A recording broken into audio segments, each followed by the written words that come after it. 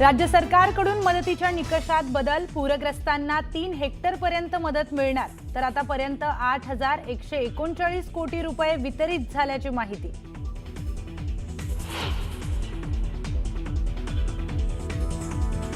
जळगाव जिल्ह्यात सीसीआयची कापूस खरेदीला अद्यापही मुहूर्त सापडेना. खासगी व्यापाऱ्यांकडून कमी दर मिळत असल्यानं आर्थिक नुकसान, कापूस शेतकरी उत्पादक संतप्त.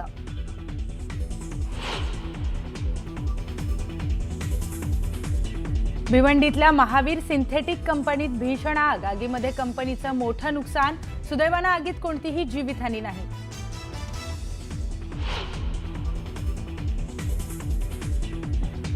पुण्यात लक्ष्मीपूजनाच्या दिवशी 43 ठिकाणी आगीच्या घटना, फटाक्यांमुळे आग लागल्याची माहिती. अग्निशमन दलाच्या सतर्कतेनं जीवितहानी टळली.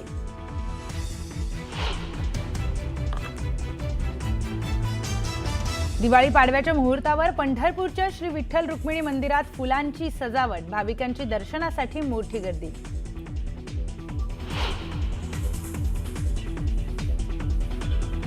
स्वातंत्र्याला 75 वर्ष पूर्ण होऊनही पाटणच्या कोकीसरे गवळीनगर गावात रस्ताच नाही. गावकऱ्यांची डोंगर दऱ्यामध्ये 3 किलोमीटरपर्यंत पायपीट, प्रशासनाकडे मदतीची मागणी.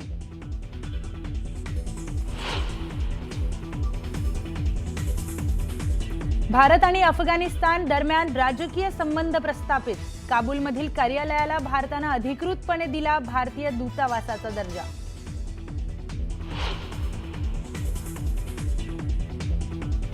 आणि चारधाम यात्रेची आजपासून होणार समाप्ती. गंगोत्री मंदिराचे दरवाजे आज होणार बंद, तर उद्या यमुनोत्री आणि केदारनाथ मंदिर होणार बंद.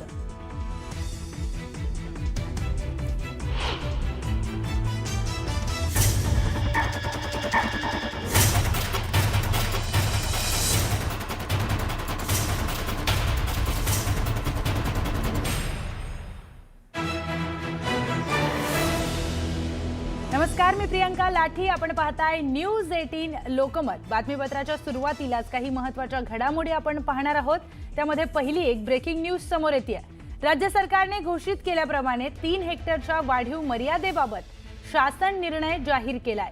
पूरग्रस्तांना मदत 2 हेक्टरऐवजी 3 हेक्टरपर्यंतच्या शेतजमिनीसाठी देण्याचा निर्णय राज्य सरकारनं जाहीर केला होता. त्यानुसार वाढीव 1 हेक्टरच्या मदतीपोटी 648 कोटी रुपये वितरित करण्यात आलेत.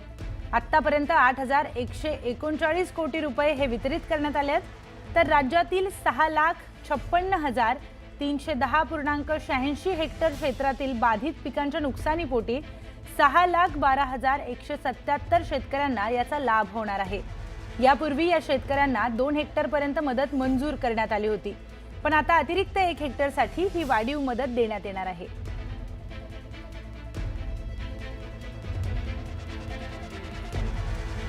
उपमुख्यमंत्री एकनाथ शिंदे साहेब रवींद्र धंगेकरांना आवरा असं म्हणत भाजपच्या श्रीनाथ महालेंनी धंगेकरांवर जोरदार टीका केली आहे. गेल्या काही दिवसांपासून शिवसेनेचे नेते रवींद्र धंगेकरांनी भाजप नेत्यांसमोर आक्रमक भूमिका घेतली. यावरूनच भाजप आणि धंगेकरांमध्ये वार पलटवार सुरू झाले.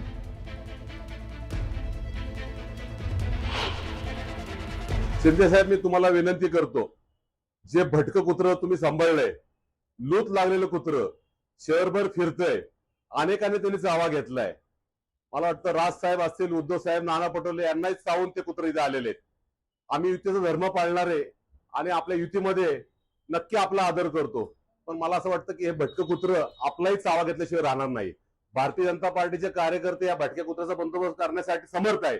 त्याला कुठलं इंजेक्शन द्यायचं आम्हाला माहिती आहे, पण वेळच तुम्ही शिंदे साहेब, माझी विनंती, या भटक्या कुत्र्यावर तुम्ही आवळा. पण ते कुठल्या भावनेतून बोललेत? येणाऱ्या महापौर पाहिजे का, चेअरमन पाहिजे का, परत सभागृह नेते व्हायचंय? हे जरा मला शोधलं बाहेर, पण मी त्यांच्यावर काय बोलणार नाही, कारण ते माझ्यावर प्रचंड प्रेम करतात आणि आम्ही एका ताटात दोघांनी खाल्लंय.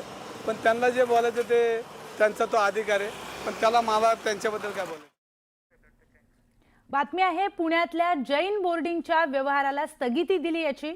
त्याला स्थगिती दिली असली तरी हा व्यवहार पूर्णपणे रद्द करावा अशी मागणी राजू शेट्टी यांनी केली आहे. हा व्यवहार रद्द झाला नाही तर भाजपच्या वरिष्ठ नेत्यांकडे तक्रार करणार असल्याचा इशारा देखील त्यांनी यावेळी दिलाय. सोबतच बुलढाणा अर्बन बँक आणि कर्नाटकातील भाजपच्या एका नेत्याच्या बँकेनं दिलेलं कर्ज हे सुद्धा संशयास्पद असल्याची टीका त्यांनी केली आहे। याबाबत आपण गप्प बसणार नसून मंत्री मुरलीधर मोहोळ यांना चितपट करू असा इशारा देखील शेट्टींनी दिलाय। त्यांच्याशी बातचीत केली आमचे प्रतिनिधी ज्ञानेश्वर साळोखे यांनी। पुण्यातल्या जैन बोर्डिंगचा वाद चांगलाच चिघळताना आपल्याला पाहायला मिळतोय। राजू शेट्टी यांनी मुरलीधर मोहोळ यांच्यावरती गंभीर आरोप केल्यानंतर मुरलीधर मोहोळ यांनी राजू शेट्टी हे नुरा कुस्ती खेळत असल्याची टीका केली। ह्या सगळ्यावरती बोलण्यासाठी आपल्यासोबत राजू शेट्टी आहेत, त्यांची या संदर्भातली प्रतिक्रिया आहे ती जाणून घेण्याचा प्रयत्न करूया। खरं तर हा सगळा वाद रंगताना पाहायला मिळते। जैन बोर्डिंगची जागा खरं तर 3000 कोटीची बाजार भावात ती जागा जाईल, मात्र 230 इतक्या कोटींना कवडी मोलानं ती विकत घेतली गेली। त्यावरून तुम्ही आरोप करताय आणि तुम्हाला नुरा कुस्ती खेळत असल्याचं मुरलीधर मोहोळ म्हणताय। मी नुरा कुस्ती खेळतो का कसली कुस्ती खेळतो हे मुरलीधरांना मोहोळ यांना लवकरच समजेल असं मी 2 दिवसापूर्वी बोललो होतो। मी असंही बोललो होतो की माझा पट चितपट झाल्यावरच कळतो आणि तो कळाला। धर्मादाय आयुक्तांना स्वतःच दिलेला निर्णय बदलून त्या एकूणच विक्री व्यवहाराला स्थगिती देण्याचा नवा निर्णय द्यावा लागला। यावरून माझी भूमिका किती योग्य होती आणि आम्ही योग्य दिशेनं योग्य पद्धतीनं मागणी करत होतो आणि अन्यायाच्या विरोधात लढत होतो हे सिद्ध झालेलं आहे। भूमिका काय राहते याच्यावर अवलंबून आहे। मी मगाशी म्हटलं त्या पद्धतीनं त्यांच्या मतदारसंघातला हा विषय आहे। त्यांनी पुढाकार घेऊन हे 65 वर्ष जुनं असणारं हे हॉस्टेल अबाधित राहावं, विद्यार्थ्यांच्यावर अन्याय होऊ नये म्हणून जर ते पुढाकार घेऊन आपला केंद्र सरकारमधलं असणारं वजन, लोकप्रतिनिधी म्हणून राज्य सरकारवर असणारा त्यांचा दबाव याचा वापर करून त्यांनी जर का हा व्यवहार पूर्णपणे रद्द करून पुन्हा ते विद्यार्थी हॉस्टेलमध्ये आले, स्थिरस्थावर झाले तर मग ह्याच मुरलीधर अण्णांचं उजळ मात्यानं त्यांचं स्वागत करायला सुद्धा मी मागं पुढं बघणार नाही किंवा त्यांचं अभिनंदन करायला मागं पुढं बघणार नाही।